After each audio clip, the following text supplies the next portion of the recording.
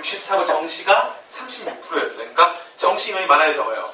너무 적으니까 커트라인이 미친 듯이 올라가는 거예요, 정시가. 예를 들어서 숭실대하면 좋은 학교는 그러니까 전국으로는 굉장히 좋은 학교인데 엄마들 이미지에서 막 명문대는 아니죠.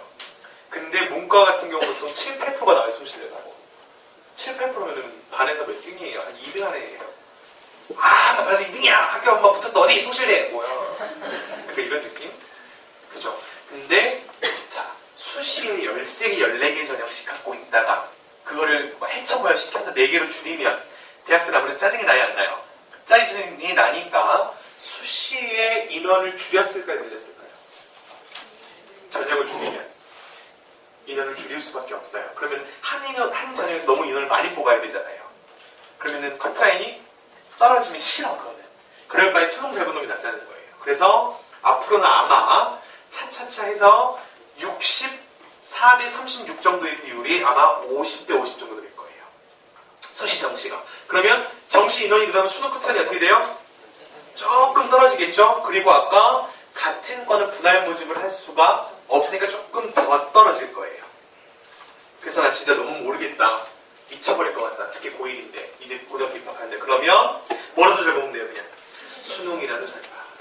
근데 가장 문제는 뭐냐면 내신 잘한 놈이 보통 수능 잘하고 리더십만큼 교내생 많은 놈이 내신 좋고 국어 잘한 놈은 영어 잘하고 영어 잘하면 수학 잘하고 국어 못한 놈은 영어 문법을 하는데 기껏 해석해서 독해야 안 되고 국어 못한 놈은 수학에서 무슨 소리 하는지 못 알아듣고 그게 가장 문제예요.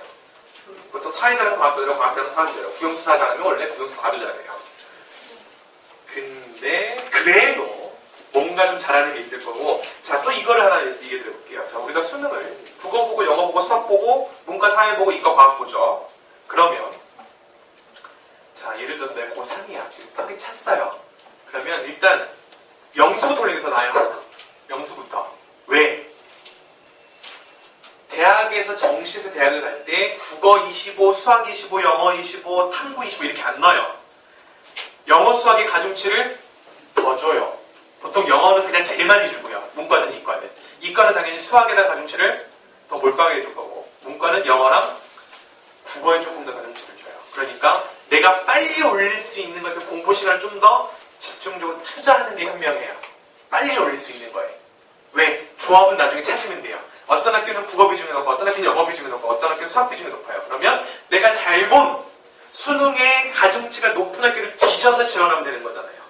이해되세요? 무슨 말인지? 네, 그리고 그렇다고 어느 과목을 포기하지 마세요.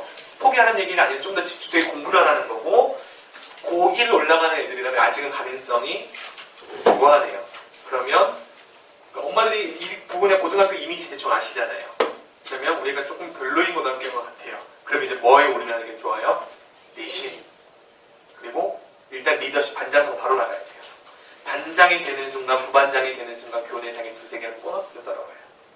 그러면 애가 자신감이 붙죠? 그럼 한번 반장을 자꾸 나대게 돼요, 학교에서. 동아리 돌리고 부장도 한번 해볼까? 그럼 자꾸 이제 선생님들이 제가 자꾸 눈에 띄죠? 그러면 학교에서도요, 학생부 통합형 교과형으로 몇 명 붙여야 되는 거 알아요. 그럼 걔 서류를 어떻게 해줘야 돼요? 관리를 해줘야 됩니다.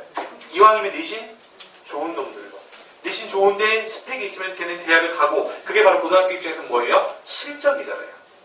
근데 공부를 아무리 잘해도 수능 때 어떻게 될지 몰라요. 고등학교에서도 몰라요. 그러니까 그건 어쩔 수 없는 거고 자기네가 해줄 수 있는 거 최대한 해준단 말이에요.